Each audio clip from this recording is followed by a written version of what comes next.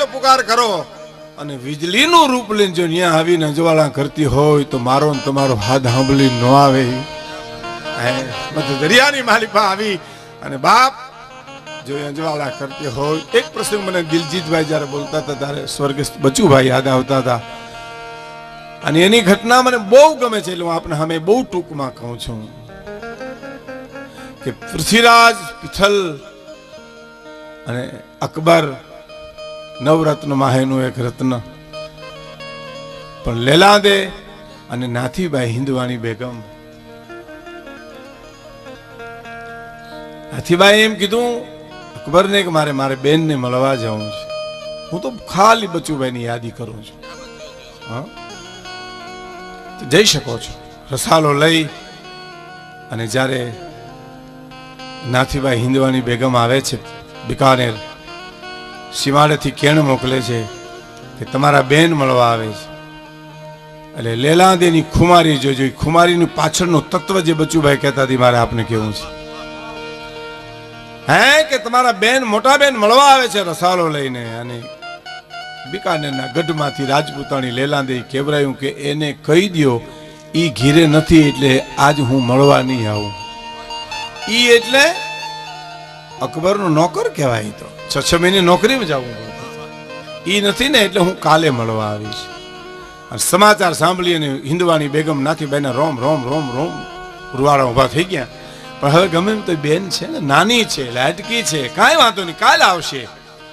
અને સવારના પૂરમાં જ્યારે લેલાદેને મળવા જાય છે એવી વખતે તંબુમાંથી હિંદવાણી બેગમ નાથીબાઈ હળી કાઢીને મળવા જાય છે ને, ત્યાં લેલાદે એમ કહે છે બેન તમે ન્યા ઉભા રહેજો, હવે હું અને તમે મળી ન શકીએ.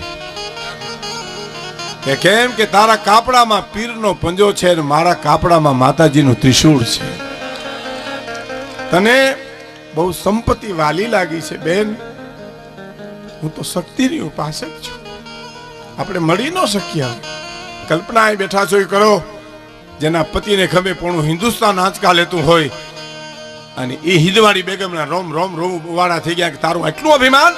અને અભિમાન જો હું ઉતારું નહીં તો હું હિંદવાણી બેગમને આવી અને દિલ્હી શહેનશાહને વાત કરી કે પિથલ જ્યારે પાછા આવે નોકરી ઉપર ત્યારે એને કહેજો મારી બેનને તેડીને આવે, એકલા ના આવે. ક્યાં જાય બોલો, વિચાર કરો. એકલા ના આવે, મારી બેનને મારે મળવું છે, અહીં લઈને આવે. અને પિથલ જ્યારે રજા લીધી ત્યારે કીધું અકબરે કે તમે હવે આવો ત્યારે એકલા નહીં આવતા, લેતા આવજો જણા જાને મારા બેનને, એમને મળવું છે. પિથલને એમ થયું ઓહો કંઈક નવાજૂની થઈ લાગે છે. આવીને કીધું લેલાદે કાંઈ બન્યું છે નવાજૂનું? તો હા મારા મોટા બેન મળવા આવ્યા હતા પણ હું મળી નથી. હા, તંબુ તાણી દીધા હતા, સગવડતા કરી દીધી અને તંબુ ઉપડી ગયા ને સાંભળજો પછી મેં અહીંયા ગંગાજળ છટાવી દીધું હતું. હે કે આ બચુભાઈ ત્યાં ગંગાજળ છટાવી દીધું હતું કે તો સાંભળી લ્યો કાન ખોલીને. એનું પરિણામ આવી ચૂક્યું છે રાજપૂતાણી. શું પરિણામ આવ્યું? 6 મહિના પછી તમારે મારી સાથે આવવાનું છે દિલ્હી. કે આને પરિણામ ન કહેવાય ઠાકોર, આને તો આમંત્રણ કહેવાય. પરિણામ તો મારા હાથમાં છે કે દિલ્હી આવવું કે ન આવવું. આને આમંત્રણ કહેવાય દરબાર, અને પરિણામ ન કહેવાય. પરિણામ તો મારા હાથમાં છે કે પેટ કટાર ખાઈને મરી જાવું કે દિલ્હી આવવું, એ તો મારા હાથની વાત છે. 1 દી 2 દી 5 દી 15 દી મહિનો 2 મહિના 1 દી ઓહરીને કોરે લમણે હાથ દઈને પિથલ બેઠા છે. એવી વખતે એ વખતના ઠકરાણા લેલાદે આવીને એમ કહે છે આમ કેટલા દી બેઠા રહેશો? કે તો હું શું કરું, કોક ચારણ જગદંબાનું શરણું લ્યો નહીં, ભગવતી ભેલિયાવાળી આપણી લાજ રાખશે. એમ ક્યાં જાઉં? જાઓ ને ક્યાં? શું શ્રદ્ધા જાઓ ને ક્યાં? ક્યાં મને મળે? તો મને મારા ધૂપેલિયા ઉપર વિશ્વાસ છે કે ભેલિયાવાળી મળશે ક્યાં. હું હાથ ને હવાર મારી ભગવતીને હું જે ધૂપ કરું છું ને ઠાકોર, એ મારા ધૂપેલિયા ઉપર વિશ્વાસ છે. તમને ક્યાંક સહારો મળી જશે, તમે જાઓ. કહેવાય છે ઉપલ્યા પોતે ગુજરાત થતા થતા ઝાલાવાડની ધરતીમાં આવ્યા. ઘોડે ચડી અને નીકળવું એની પહેલા રસ્તામાં એક માલધારીને પૂછ્યું કે કોઈ શક્તિ છે? માલધારી કીધું એ કાંઈ જાદુના ખેલ નથી ઠાકોર, તપાસ કરો ક્યાંક મળી જાય છે.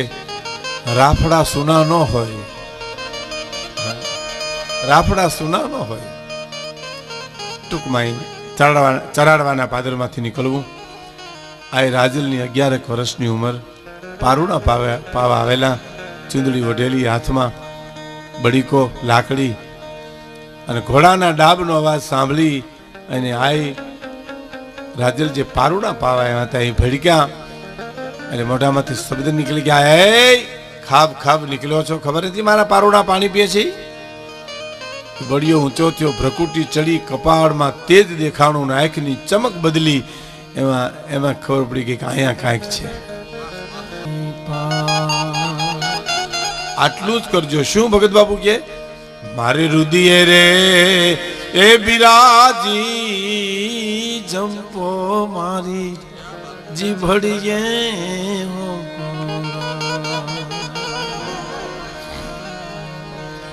ગાવા ગાવા મારે ગુઢા રૂપના ગુણ. સાંભળજો, એ ગાવા માડી તારા ગુઢા રૂપના ગીત, પણ સબદુના એ સીમાડા માડી ન્યા પૂરા થયા રે. સબદુના સીમાડા માડી ન્યા પૂરા થયા.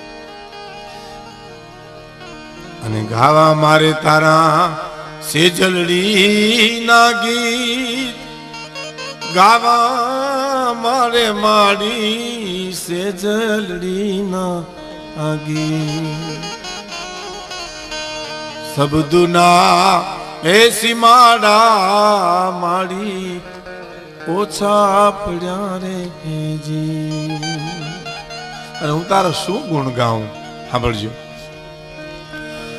માડી જોને લટકે છે બ્રહ્માંડ, એ જ માડી લટકે ચાંદલિયો ઓને ભાન. આ સાગર રાણો એ વગાડે 9 લાખ નોબતું. તારા ગુણ કેમ ગાઉં? તારું વર્ણન હું કેમ કરું? મને મારા તુપેલી આવી ઉપર વિશ્વાસથી કરી અને નીકળેલા એક બિકાનેરના પિથલને માં એમ કહે છે, માફ કરો માં, રાજપૂત છું. હો, ઈ જ ક્ષણે કરુણા પ્રગટી. એમ રાજપૂત છો બાપ? તો હા, અહીં ચારણોનો નહેડો છે, હાલ છાયું પીને જાય છે. કે માં બહુ ઉતાવળ છે, કામે નીકળ્યો છું. એમ તો કા મારી ઉપર વિશ્વાસ છે? તો વિશ્વાસ તો છે, પણ કામ દિલ્હીનું છે. એમ તો હા, અમે નવરતા આવે ને ત્યારે 9 લાખ લોબડિયાર્યું ચોકમાં રાહડા રમવા નીકળીએ ને, રાસ લેવા, તારે અમારો એક પગ ખેબર ઘાટ ઉપર હોય અને બીજો હિમાલયના ખોપરા ઉપર હોય. એમાં તારું દિલ્હી તો આવી જાય કે ન આવી જાય? એમાં તારું દિલ્હી આવી જાય કે ન આવી જાય? તો આમાં આવી જાય તો હાલ. હવે જેથી ભીડ પડે, દિલ્હી નહીં દીકરા, દુનિયાના કોઈ પડ ઉપર કોઈ ખૂણે મને યાદ કરીને ત્રીજે હાથે હું આવી ન જાઉં તો હું રાજબાઈ નહીં આવી જઈશ. ટૂંકમાં આવીને કહે છે, ઠકરાણા એક આશરો મળ્યો છે, ઉંમર તો બહુ નાની છે, પણ મને કીધું કે સાદ પાડજે. 6 મહિનાની અવધિ પૂરી થઈને ટૂંકમાં જ્યારે તેડું આવે છે એ વખતે આતરવા પાઘડી નાખી અનગાસી ઉપર ચડી ઝાલાવાડની ધરતી સામે જોઈને પુકાર કરે છે, આવજે રાજલ ઉદાની, આવજે રાજલ ઉદાની. 1 નહીં, 2 નહીં, 5 નહીં, 25 ની 100 હાથ પાડ્યા તો કાંઈ દેખાણું નહીં. નિરાશ થઈને કાટ ઉતરીને કીધું, ઠકરાણા તો હા કાંઈ કોઈ આવ્યું નહીં. એનો વાંક નથી. જોયો આ સમજણ, એનો વાંક નથી. એની ઉંમર નાની હતી ને એટલે ભૂલી ગયા છે. કે ભૂલી ગયા છે, એ ભૂલી ગયા છે. શબ્દ પૂરો થાય અને રમજોળ ઝાંઝર વાગ્યા અને ભેળીઓ માથે ને અંજવાળા પથરાણા એટલે હા આવી ગયા, હા માં આવી ગયા.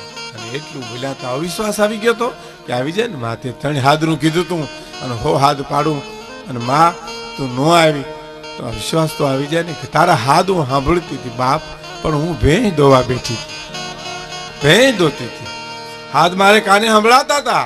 મેં મારી ભોજાઈને કીધું ભાભી ભેંસ દોઈ લ્યો, તો હું મારો દીકરો ધવરાવું, તો કે મરે તારો દીકરો, મને મારો દીકરો હાથ પાડે છે, અટાણે મારે મોડું થાય છે.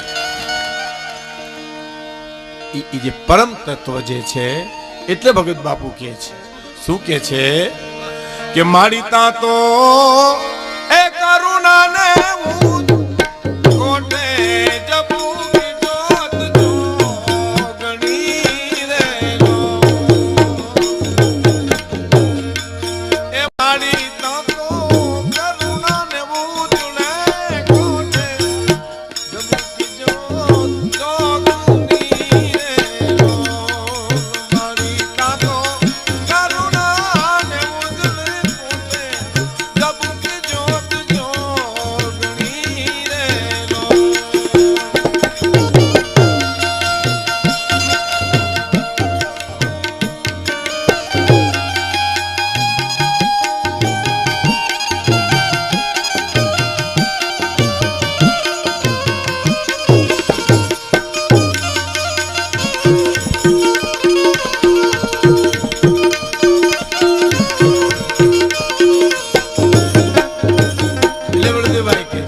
સમરણ ભાળી ફળે હોય રાત કાલી, કેવી છે કૃપાળી પૂગે પગ પાળી રે માતાજી તારી મૂર્તિ.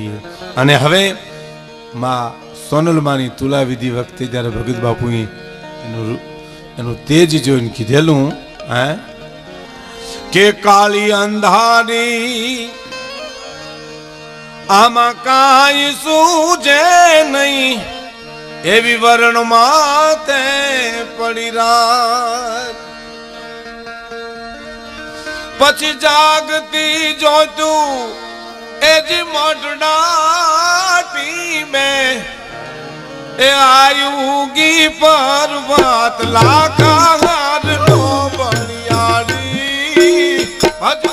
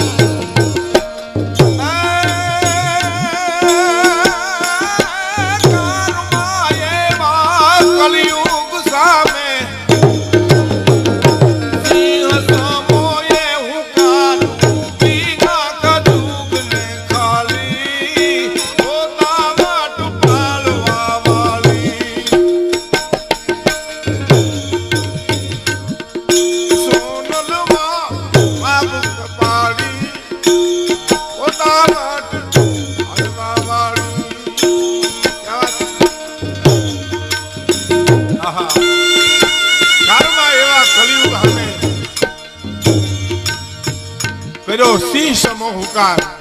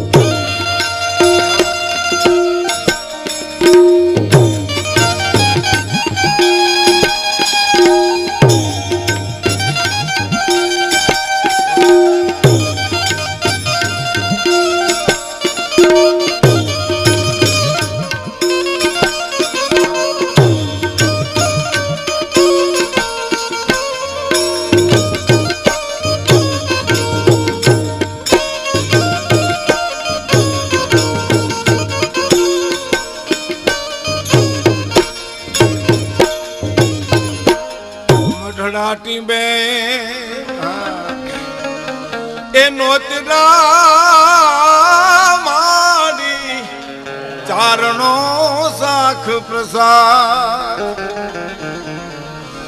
રજ ઉડી અને ઓલો આપ ડંકાણો એની ઉરજ પૂરે છે સાખ અરે રે ઉગમણા ઓરડા વાળી ભજુ તુને વેલિયા